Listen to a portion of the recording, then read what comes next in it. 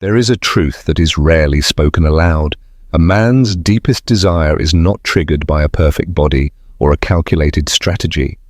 Men who have lived, who have loved, who have also lost, do not surrender to an image. They surrender to a presence, and not just any presence, but the kind that, without saying a word, makes them feel they are in front of a woman who doesn't need to be chosen because she has already chosen herself. This is not a video about manipulation. There are no empty techniques here. I'm not going to tell you what to do to make a man desire you, because what truly awakens desire in a mature man cannot be done. It is embodied, it is emanated, it is vibrated from a very deep place.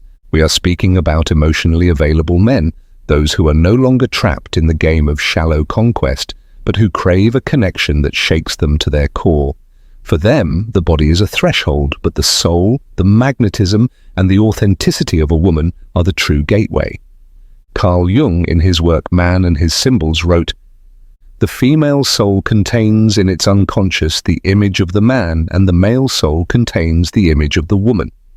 What does this mean? That deep down, desire is ignited not by what the other is, but by how that other reflects what we carry within and long to integrate.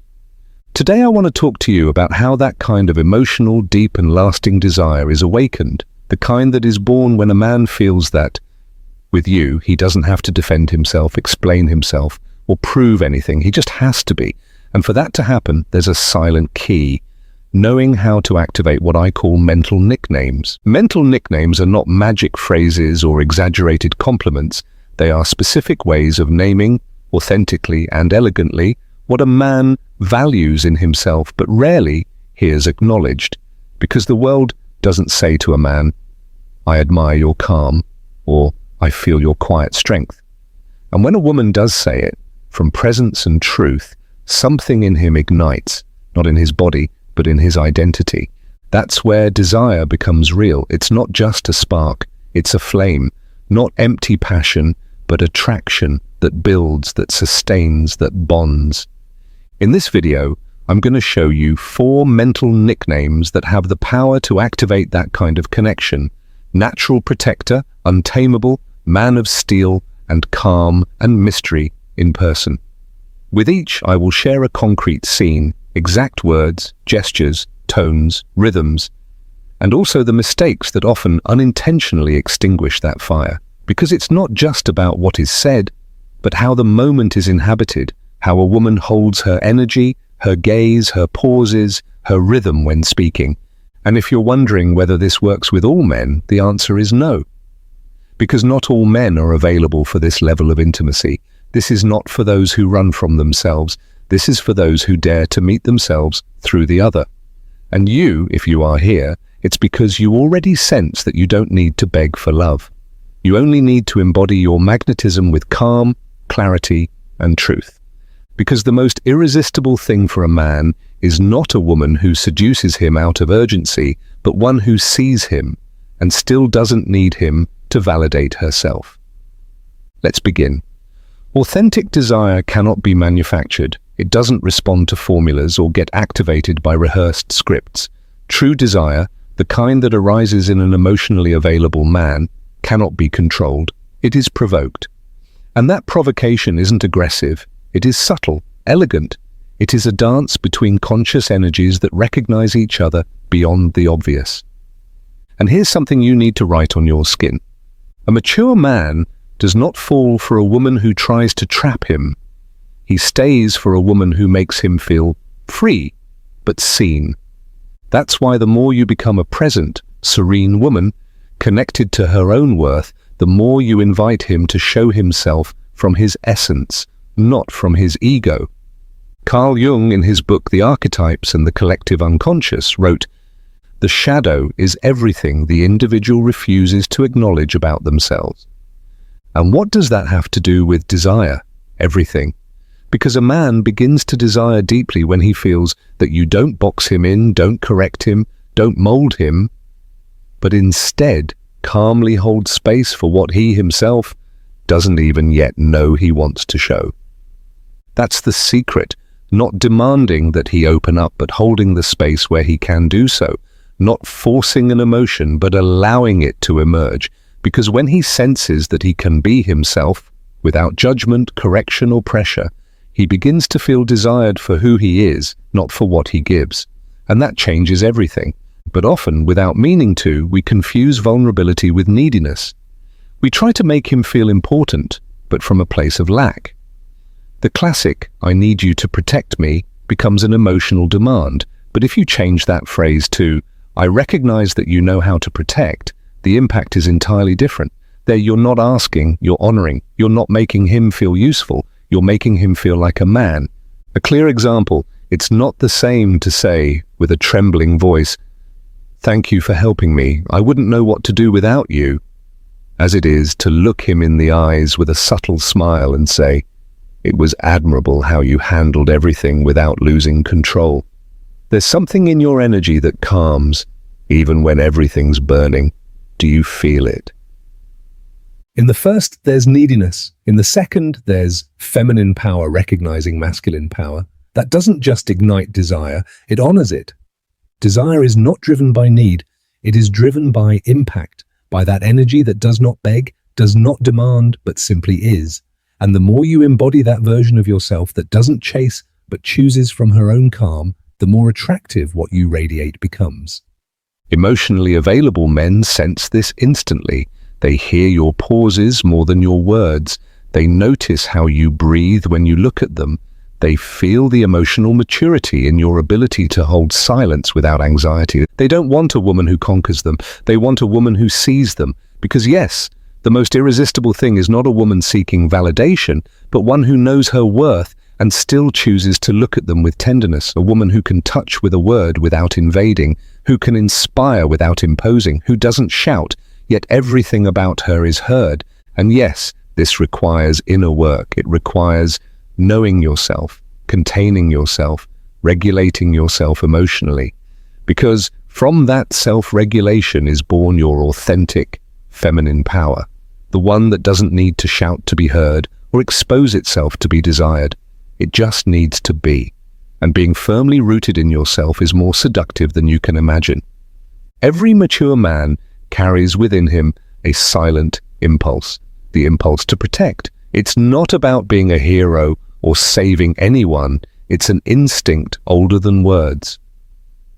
When a man feels that he can be useful, that his actions have impact, and that his presence creates safety, he connects with an essential part of his masculine identity. Not all women see this, and even fewer know how to activate that side without making him feel obligated or manipulated. But when you manage to do it, from elegance, from recognition, not from need, something very deep lights up. Carl Jung, in Modern Man in Search of a Soul, spoke about how the woman can be the channel that awakens the man's transcendent function. In other words, she can, without absorbing or correcting him, activate his drive to offer the best of himself. And one way to do that is to honor his protective instinct. But here's a crucial nuance. You're not activating that impulse from weakness. You're doing it from trust, because you know that a man expands when he feels that his strength is not a threat, but a valued gift. It's not a display of power over you, but with you. Picture this scene, a couple walking down the street. A tense situation arises, a strange noise, someone approaching with odd energy. She doesn't panic. She simply moves a little closer, looks at him for a second, and says quietly, "I feel like nothing can happen to me when I'm with you." That's all. He doesn't have to do anything heroic. There's no panic. But in that moment, his body shifts. He straightens, becomes alert. His protective instinct is activated, not out of duty, but because it has been recognized. He feels that his presence carries emotional weight, and that makes him more present. You don't need to go through tense situations to awaken this. It happens in everyday life too, when you ask him to accompany you somewhere that makes you uncomfortable, and then say simply, "Just having you nearby changes everything." Or when, after he defends you verbally in a conversation, you look at him and softly say, "I liked how you set boundaries. It was firm, but elegant." These types of phrases are small keys that open big doors. Because they don't make him feel useful, they make him feel essential. And that doesn't just awaken his desire, it makes him feel that with you, he can be who he truly is, protective without being controlling, strong without losing his sensitivity. Signs that your mental nickname has worked. He'll become more attentive to your gestures, offer his jacket before you mention the cold, take initiative in decisions that affect your well-being, begin to anticipate your needs. His way of touching you will become firmer, more intentional, as if his skin spoke the language of safety. But you'll also see more subtle signs, changes in his gaze, silences that feel comfortable, deeper breathing when he's near. Because men don't always respond with words, they respond with their body, with energy, with presence. Now, one of the most common mistakes is believing that this kind of validation only works if you play the role of a needy woman. So many women exaggerate their fragility, dramatize their clumsiness, or place themselves in an almost childlike position that doesn't connect, that burdens, that exhausts.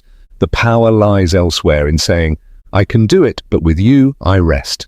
That's the key phrase. Because you don't need him, but you choose him. You don't use him, you value him. Another powerful scene.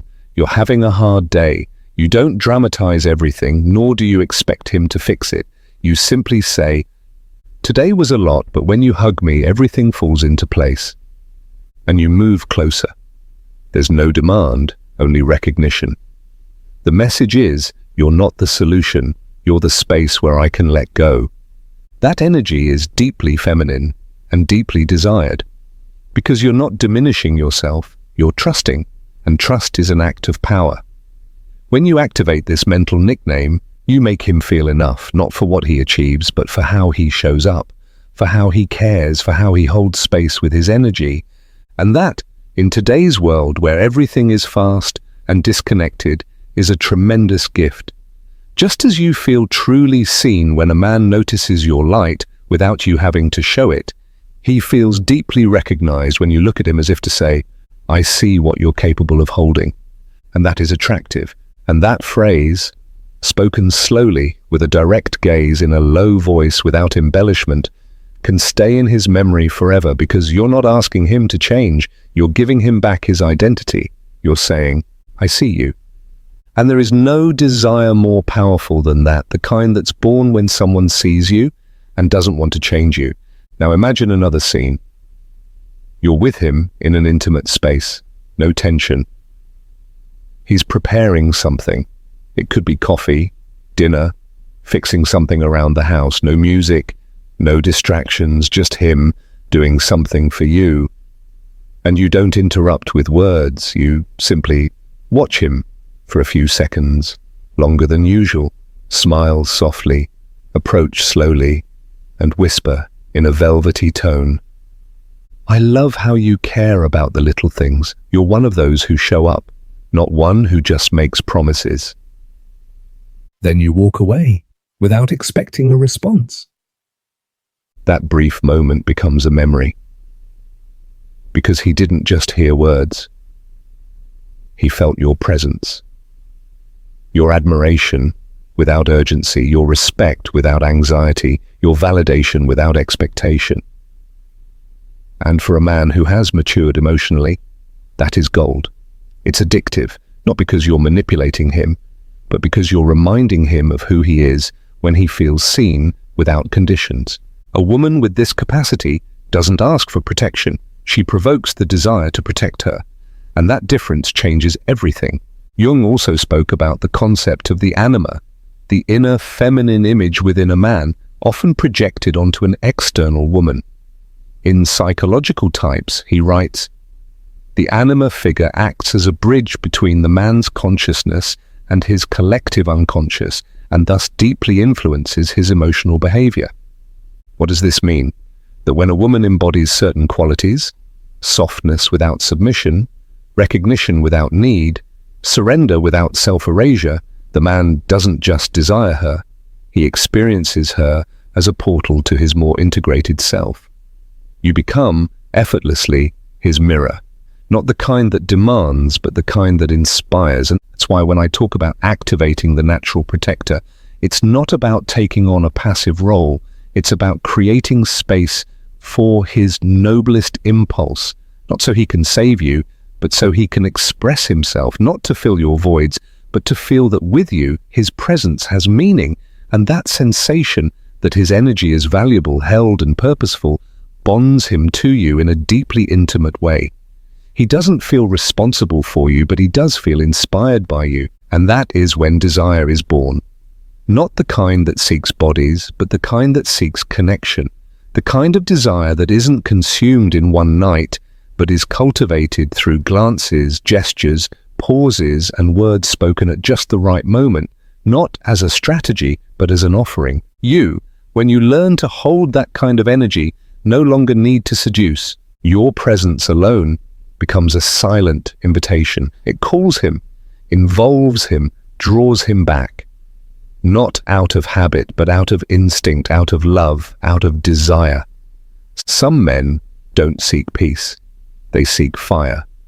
But not just any fire, their own. The one they've taken years to accept, to stop fearing. These are men who love intensely, who think deeply, who live with a force that's often hard to contain.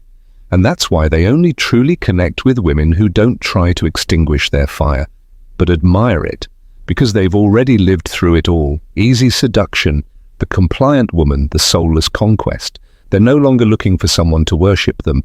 They're looking for someone who respects them from her own fire. When a man like that, intense, creative, emotionally complex, crosses paths with a woman who isn't afraid of his freedom and doesn't try to tame his intensity, but knows how to inspire it, a new kind of desire is born.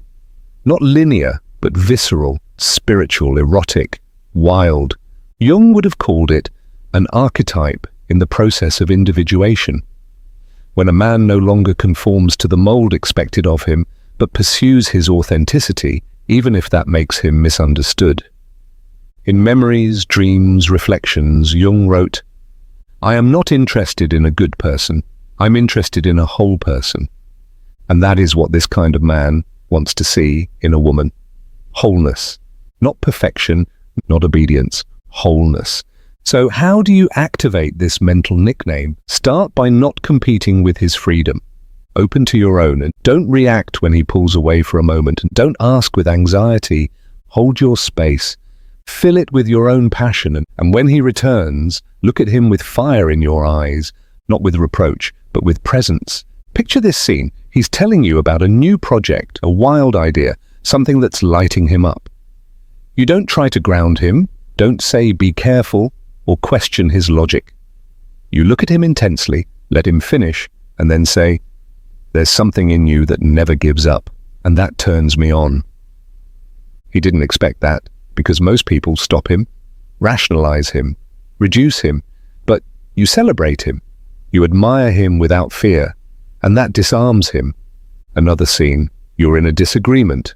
There's tension, yes, but you don't shrink, you don't submit, you also don't yell, you remain centered. And when there's a pause, you say, "I know I'm not easy, but neither are you, and that's why this makes sense." He smiles, because he realizes he's not with a woman trying to beat him. He's with a woman who wants to dance with him, even when the rhythm gets wild. Activating the untamable is not about telling him what to do. It's about inviting him to show his greatness without feeling confined. It's about desiring him when he's raw, not just when he's charming. It's about holding his intensity without trying to manipulate it. It's about loving the vertigo without losing your center. And for that, you need to inhabit your own free soul. You cannot inspire an untamable man if you live from fear. You have to dance your own dance, have your own dreams, defend your ideas, not to impose them, but to radiate them. The words that awaken this archetype are few, but they are powerful. There's something in you that won't bow, and that challenges me. I don't want to change you. I want to see you in your fullest expression. When you speak like that, so sure, I want to strip you bare and touch your soul, said slowly in a low voice without direct eye contact, and then looking at him. That's how you awaken a man who has learned to protect his own fire. And how do you know it worked? He starts looking for you beyond your body. He talks to you about his inner world. He shows you his doubts. He shares his childhood. He lets you see his shadow. because he knows you don't want to control him. You want to know him, and that's rare. And that draws him in more than any tactic ever could. But be careful, the most common mistake here is wanting to keep him, trap him, label him, make him always prioritize you. That does not work with an untamable man. He will only choose you if he feels that choosing you doesn't mean betraying himself. That's why don't chase him. Stay centered. Let him come back to you, not because he needs to, but because with you, he feels more himself, more whole, more free. That is the alchemy. That is real desire. And if you've ever met one of these men, the kind who owe nothing to the world but still choose to give, then you know their desire is not easy to win. It's raw. It doesn't respond to the obvious. It isn't moved by what's expected, but by what challenges him emotionally, what touches him without trying to possess him, what sees him without trying to hold him. And within that lies a sacred mystery. Because this kind of man doesn't want to be contained, he wants to be understood. He doesn't want empty applause, he wants truth, realness, coherence. He wants someone who is a mirror, yes, but also her own flame. There's a scene I'll never forget. A woman sits across from her untamable partner. He speaks with force, with anger, about an injustice he's experienced. He moves, tenses up, raises his voice. She doesn't shrink. She doesn't try to calm him. She just listens, whole, grounded, present. And when he finishes, she simply says, "It moves me how you never stay silent. There's something wild in you that I never want to see extinguished." He says nothing. He just breathes deeper and bows his head like someone honoring an altar. It wasn't about sex, it was respect, and that's why desire became inevitable. Those kinds of phrases, gestures, moments, they can't be faked. They don't come from a learned script. They come from a woman who is no longer afraid of her own intensity, who has befriended her shadow, her chaos, her truth, who no longer asks permission to burn, because the untamable doesn't want a passive muse.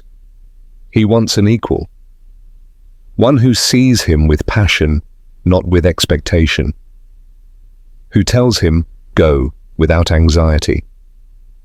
And when he returns, looks at him as if to say, "I'm here, I didn't stop you, but I know you chose me." That, spoken through energy, not words, is what ignites him.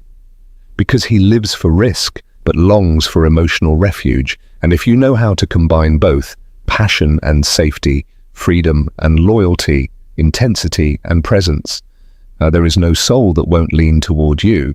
And there's one more thing I have to tell you. These men are afraid too, afraid of being controlled, misunderstood, domesticated.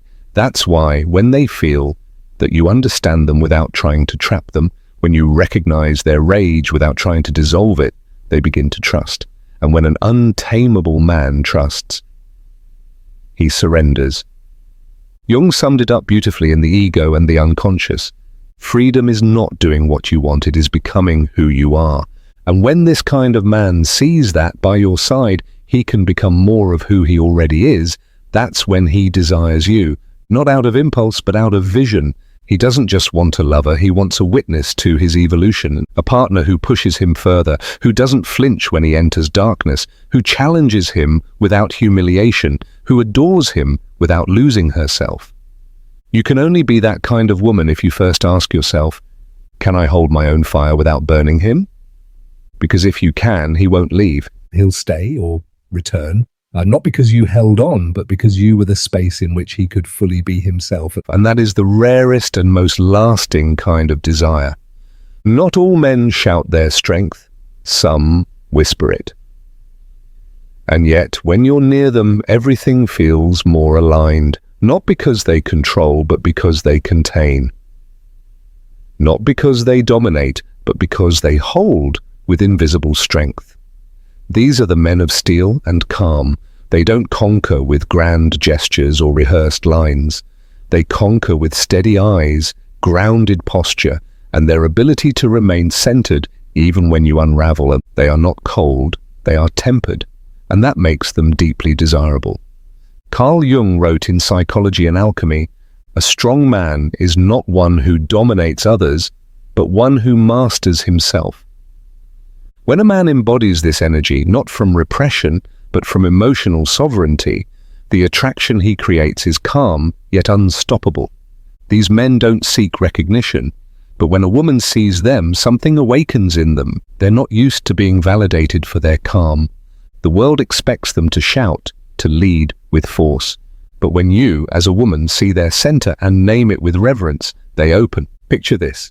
You're having a rough day. You're emotional, overwhelmed, confused, and he's there. He doesn't interrupt. He doesn't offer solutions. He simply listens. He doesn't judge or try to save you. He just holds you with his presence. You speak, maybe cry, and he stays, unshaken, comfortable in the silence. When you're done, he wraps you in his arms, no words needed. In that moment, something in you rests, and something in him awakens. Because he didn't need to do anything, his presence alone had impact. Now imagine you look at him and say, "You're a rock. The way you stay steady when everything moves calms me more than any advice ever could." He didn't expect that, because his calmness often goes unnoticed. But you saw it, and in seeing it, you awakened him. Male desire is often born from that affirmation of identity. And when his identity is calm, steady, containing, he needs a woman who can name it, not from neediness, but from admiration. Phrases that awaken this mental archetype include, "Your presence is my anchor." "With you, I don't need to defend myself from anything." "Sometimes, I just want to lie on your chest and let your breathing bring me back into alignment." Spoken slowly, without expectation. With a gaze that holds, not one that demands. With a silence that embraces. That's how you awaken the desire of the man who doesn't shout, who watches, who is. This kind of man is aroused more by your peace than your urgency.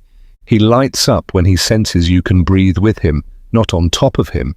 That you can hold his calm without disturbing it. That you don't need drama to feel connection. But this space has its pitfalls too. Many women mistake his serenity for indifference. They interpret his silence as detachment. They get impatient, try to provoke a reaction to feel secure, and they lose him. Because the man of steel and calm doesn't respond to emotional games. He connects when he feels his energy is respected, when he knows you don't want to change him, that you don't need him to speak more, that you trust his rhythm. Another powerful moment that you're having a difficult conversation. You feel like he's not reacting. Instead of pushing, you gently touch his hand and say, "I don't need an answer now.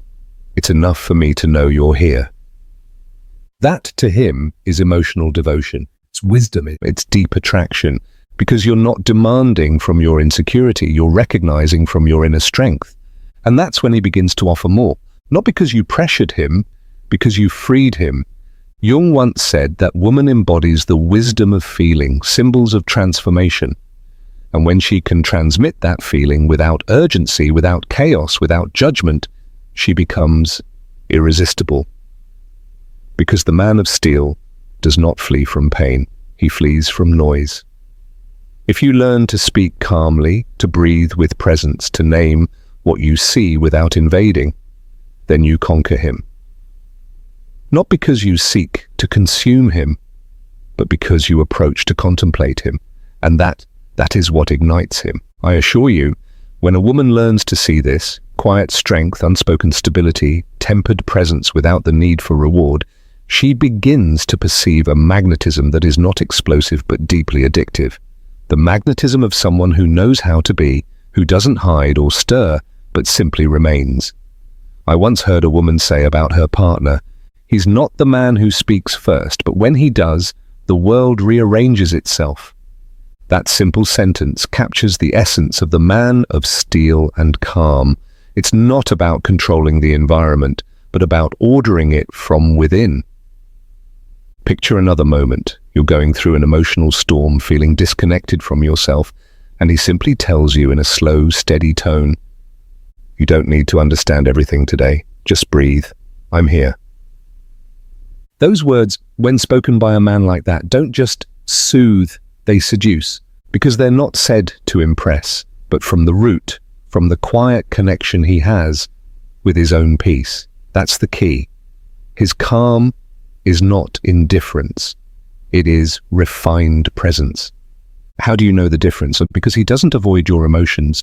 He holds them without making them his own. He doesn't flee from conflict. He embraces it without needing to win. He doesn't need to convince you. He listens until you find your own truth. And when you see that he doesn't waver, something inside you softens.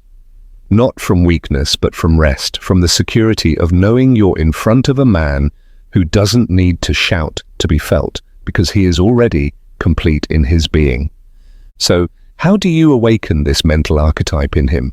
You don't need grand speeches. You only need to name what's invisible, to thank what goes unspoken, to validate his quiet strength with words that are simple but true.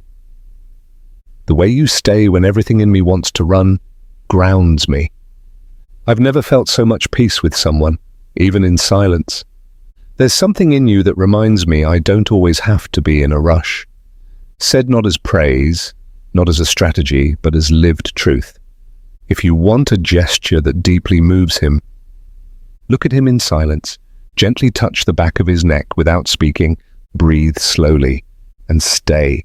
That's your way of saying, I see you, and I'm staying. Because he doesn't need admiration, but when you recognize him from presence, without exaggeration or euphoria, he feels loved in a language he understands deeply. This kind of man doesn't connect with women who react to everything. He connects with women who know how to breathe before speaking, who feel before responding, who contain without repressing, and when they do speak, they reveal, not accuse. Jung pointed this out in the practice of psychotherapy when he wrote, "What you deny submits you, what you accept transforms you." The man of steel transforms when he feels that you accept his pace, his space, his silence, without taking it personally. That doesn't just calm him, it arouses him, because you become his temple, not for what you do, but for how you are. And if you can hold your own center while he holds his, the bond becomes unbreakable. Not because there is no chaos, but because there is someone who can witness it without falling apart. And that gaze, that silence, that kind of presence is a deep way of saying, I desire you as you are, and here I let you in. There is something no man, no matter how rational or mature, can fully resist. Mystery. But not just any mystery, not the one that hides out of insecurity, but the kind that reveals itself slowly, from depth, from the calm of someone who knows she doesn't need to show everything to be desired. Because true mystery is not a game, it's a pause, it's presence that doesn't fully give itself, not from strategy, but because it has many layers. An emotionally available man is drawn to what invites him to discover. Carl Jung wrote in The Soul and Its Reality, "Only that which has not yet become conscious can be projected." And there lies the secret of mystery. Desire is born when he hasn't fully understood you, but has begun to sense you, when he doesn't know what comes next, but wants to stay to find out. Mystery, then, is an invitation. It is a woman who knows how to tell a story without revealing the end, who leaves blank spaces, silences with weight, words that open rather than close. A woman who is not anxious to define herself, who enjoys being in process, and who is not afraid of being seen without being fully known. So remember this, you are not here to prove yourself, to fight for attention, or to step into roles that diminish your depth. You are here to be present with yourself and with him. When you stop asking how to keep him and start exploring how to stay true to yourself in his presence, you stop being his need and become his choice. And that is where true power lies, in a choice born out of freedom, not fear. In a world that screams, your silence can be the most powerful call. In times of shallow answers, your authenticity can be the deepest question. You don't need to be everything to be enough. You only need to be truly you, a woman unafraid to look, to feel, to wait. Because when a man with a soul meets a woman with a soul, all games end. And what remains is neither illusion nor need, but two people who have chosen to stay, not because they have to, but because in that presence they recognize each other.